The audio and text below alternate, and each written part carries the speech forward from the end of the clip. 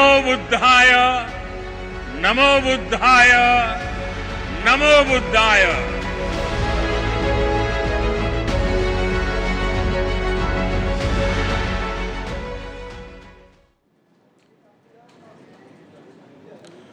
और बात मिशन नेपाल की। बुद्ध पूर्णिमा के मौके पर प्रधानमंत्री मोदी आज नेपाल दौरे पर लुम्बिनी पहुंचे। साल 2022 की प्रधानमंत्री की पहली नेपाल यात्रा थी।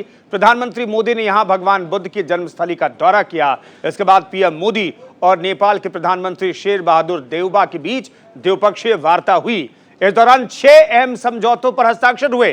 भारत और नेपाल के संबंधों को मजबूती देने की दिशा में यह यात्रा काफी अहम मानी जा रही है। इस दौरान पीएम मोदी ने अपने संबोधन में यहां क्या क्या कहा, यह भी हम आपको सुनाएंगे, लेकिन उससे पहले देखते हैं एक रिपोर्ट।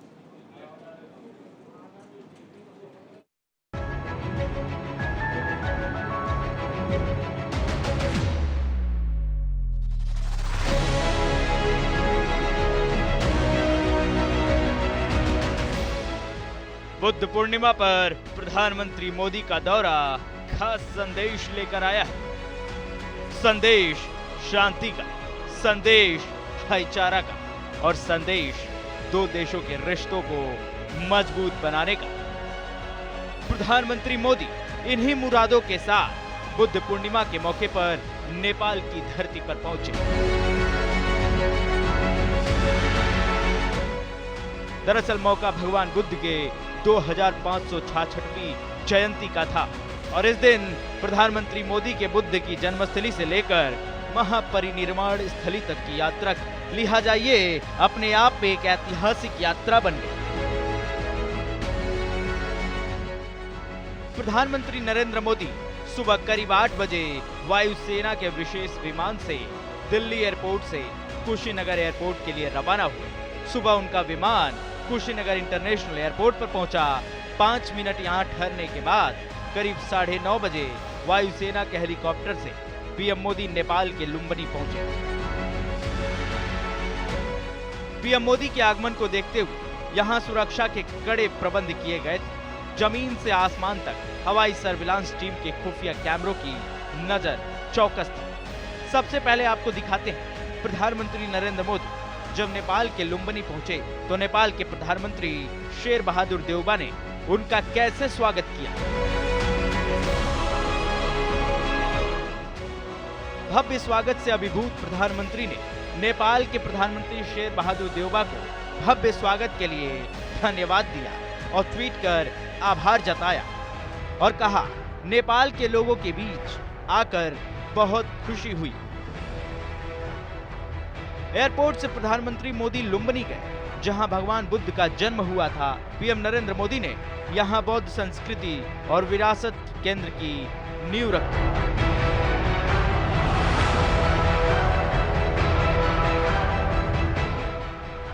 उन्होंने बौद्ध भिक्षुओं के साथ जप भी किया।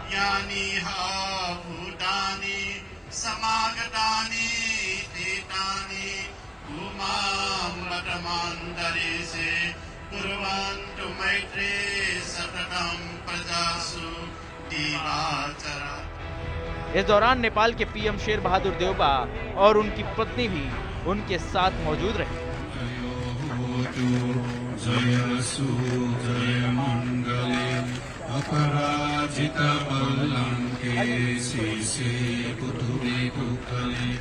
इसके बाद प्रधानमंत्री मोदी और शेर बहादुर देउबा लुम्बिनी स्थित माया देवी मंदिर पहुंचे।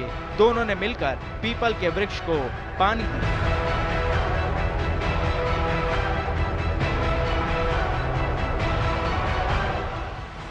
पीपल के वृक्ष की जड़ में पानी देने के लिए प्रधानमंत्री मोदी ने माया देवी की किस प्रकार पूजा की, अब आपको उसकी तस्वीर दिखाते हैं। प्रधानमंत्री मोदी ने इसके बाद बोधि वृक्ष की पूजा की। इस दौरान प्रधानमंत्री मोदी ने नेपाली भाषा में ट्वीट किया, माया देवी मंदिर में पूजा अर्चना कर मैं खुद को धन्य महसूस कर रहा हूं। भगवान बुद्ध हम सभी को आशीर्वाद दे और हमारी धरती को शांतिपूर्ण और समृद्ध बनाए। इसके बाद प्रधानमंत्री मोदी ने नेपाल में बसे भारतीय समुदाय के लोगों से मुलाकात की। इस दौरान भारतीय लोगों ने पीएम मोदी का भव्य स्वागत किया।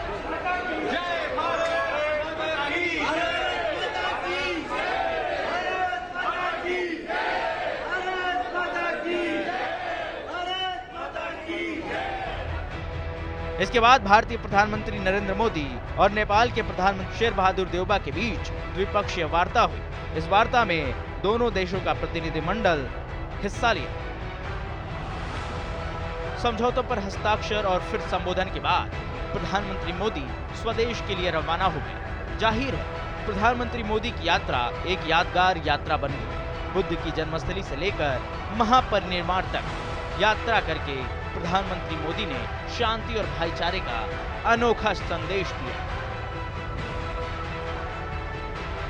आने वाले समय में ये यात्रा भारत और नेपाल के बीच रिश्तों को पहले से और भी मजबूत बना सकती है। Bureau report, news India. Nepal यात्रा के दौरान प्रधानमंत्री मोदी ने अपने संबोधन में भारत और नेपाल की ऐतिहासिक मित्रता का भी जिक्र किया।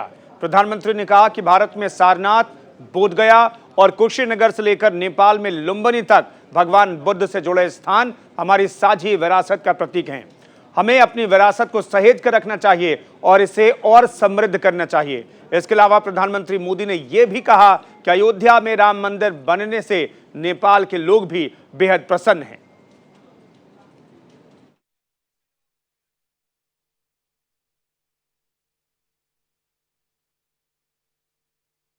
साथियों, चाहे पशुपतिनाथ जी हो, मुक्तिनाथ जी हो, चाहे जनकपुर धाम हो या फिर लुम्बिनी में,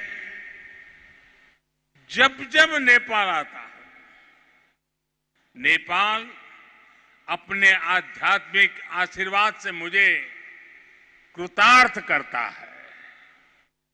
साथियों, जनकपुर में मैंने कहा था कि नेपाल के बिना हमारे राम भी अधूरे हैं।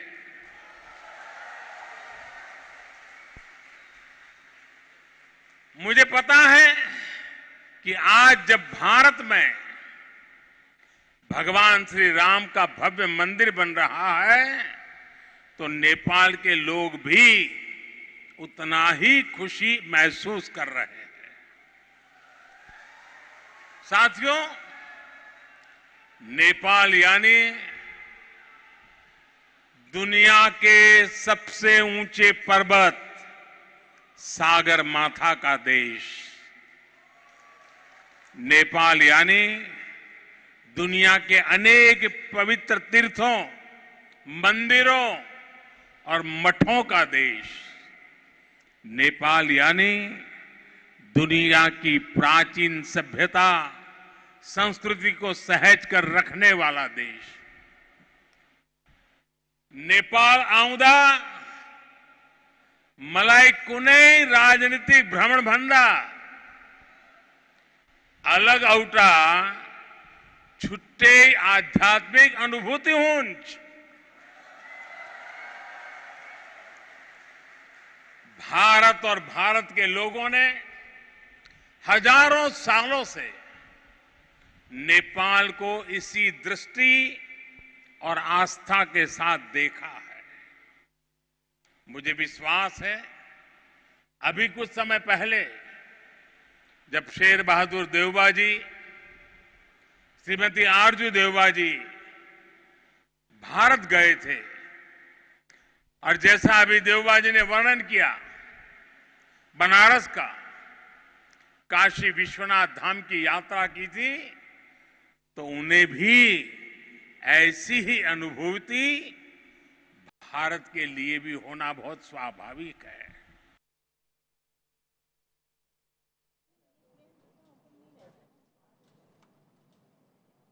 हम दोनों देशों के प्रधानमंत्रियों ने यहां India international centre for Buddhist culture and heritage का शिलान्यास भी किया है। इसका निर्माण international Buddhist confederation of India India द्वारा किया जाएगा। हमारे सहयोग के इस दशकों पुराने सपने को साकार करने में प्रधानमंत्री देवबा जी ने उनका अहम योगदान है। लुम्बिनी डेवलपमेंट ट्रस्ट के अध्यक्ष के रूप में उन्होंने इंटरनेशनल बुद्धिस्ट कन्फेडरेशन को इसके लिए जमीन देने का निर्णय लिया था और अब इस प्रोजेक्ट को पूरा करने में भी उनकी ओर से पूरा सहयोग किया जा रहा है।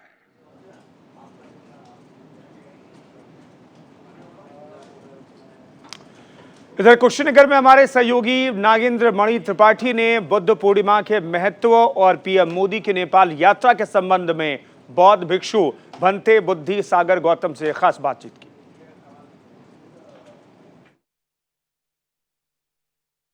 मोदी सागर जी, एक चीज बताइए कि आज देश के प्रधानमंत्री नरेंद्र मोदी आए थे, उन्होंने पूजा अर्चना किया। आज के दिन का क्या महत्व है? आज के दिन हमारे तथागत बुद्ध जो उनका जन्म हुआ लुम्बिनी में बुद्ध पूर्णिमा के दिन, और जब वो तपस्या के लिए निकले तो उनको बुद्धत्व की प्राप्ति अर्थात ज्ञान की प्राप्ति उनको बोध गया में हुआ। और पूर्णिमा का ही दिन था उस दिन भी। और जब 80 वर्ष के तथागत बुद्ध हुए तो वो जो है कुशीनगर में आए, यहाँ कुशीनगर में उनका महापरिनिर्वाण हुआ, वो भी बुद्ध पूर्णिमा का ही दिन था। तो इस वजह से इसीलिए आज के दिन को त्रिविध पावनी बुद्ध पूर्णिमा कहा जाता है। और इसका बहुत महत्व है हमारे बौद्ध लोगों के लिए, क्योंकि बौद्धों के लिए सबसे बड़ा पर्व त्यौहार यही बुद्ध पूर्णिमा ही है। आज के ही दिन लोग श्वेत वस्त्र धारण करके जो उपासक बंधु हैं त्रिशरण पंचशील को ग्रहण करते हैं, जो अष्टशील लेना चाहे वो भी अष्टशील लेते हैं और आपस में प्रेम से रहने की शपथ लेते हैं। और तथागत बुद्ध के जो मूल सिद्धांत हैं त्रिशरण पंचशील को अपनाते हैं।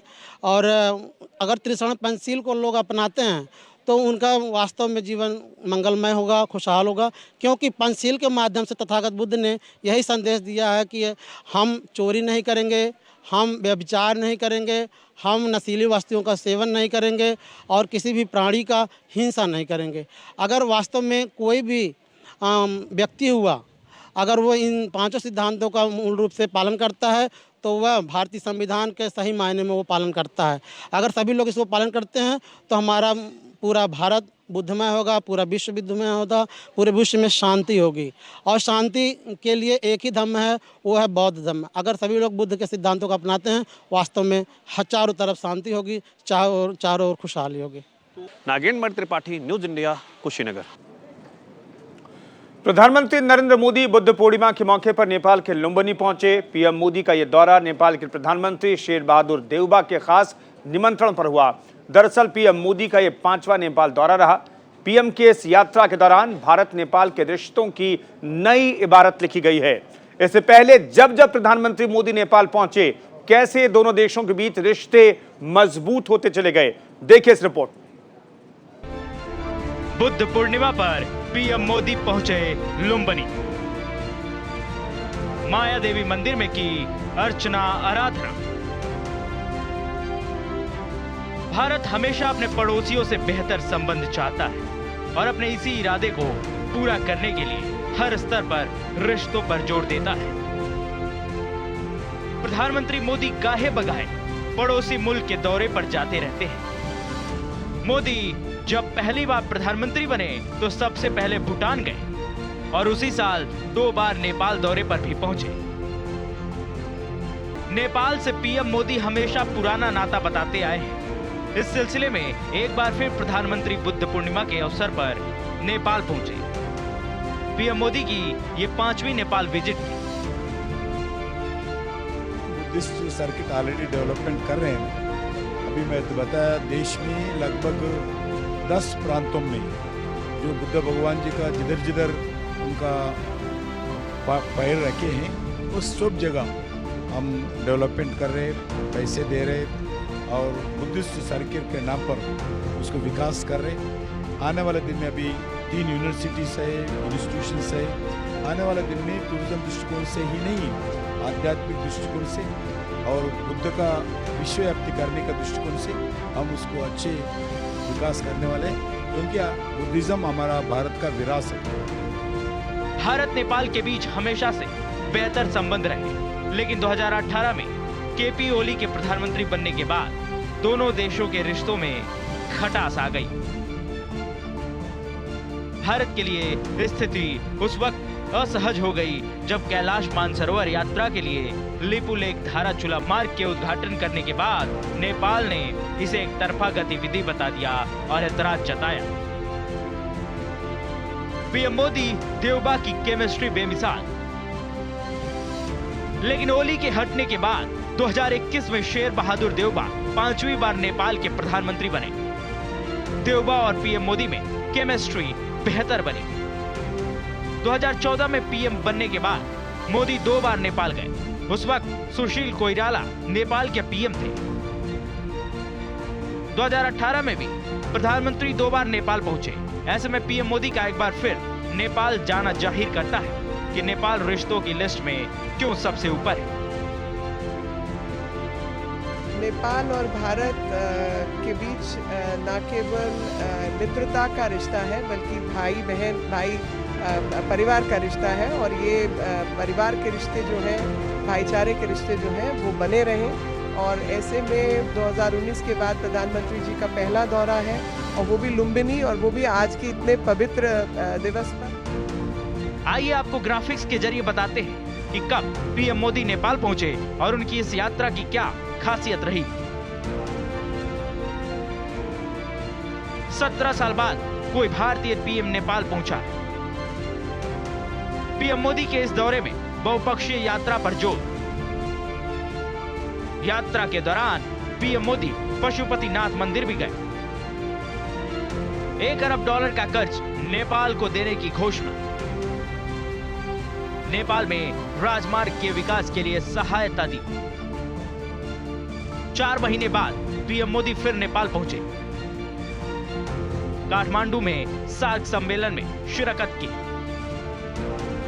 सार्क देशों से बेहतर संबंध पर जोर दिया।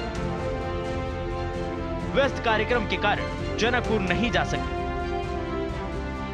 पीएम मोदी बिम्स्टेक शिखर सम्मेलन में शामिल होने के लिए काठमांडू पहुंचे। साल के आखिर में पीएम मोदी नेपाल गए। जनकपुर प्रसिद्ध जानकी मंदिर का दौरा। भगवान विष्णु की स्थली मुक्तिनाथ धाम गए। बहरहाल पीएम मोदी पिछले 8 साल में 5वीं बार नेपाल पहुंचे। भारत से करीब 1850 किलोमीटर लगी लंबी सीमा रेखा नेपाल के साथ रोटी बेटी के संबंध का एहसास कराती है। प्रधानमंत्री के इस दौरे पर भारत नेपाल के बीच 6 समझौते हुए, जिसमें जल विद्युत परियोजनाओं, लुम्बिनी बौद्धिस्ट यूनिवर्सिटी और त्रिभुवन यूनिवर्सिटी के साथ भारतीय यूनिवर्सिटी के साथ भी समझौते शामिल रहे। Bureau report, news India. तो प्रधानमंत्री के कुछ घंटों के नेपाल दौरे ने ही दोनों देशों के बीच रिश्ते की एक नई इबारत लिख दी है। फिलहाल इस खास पेशकश में इतना ही। रुकेंगे एक छोटे से ब्रेक के लिए। आप बने रहिए न्यूज इंडिया के साथ।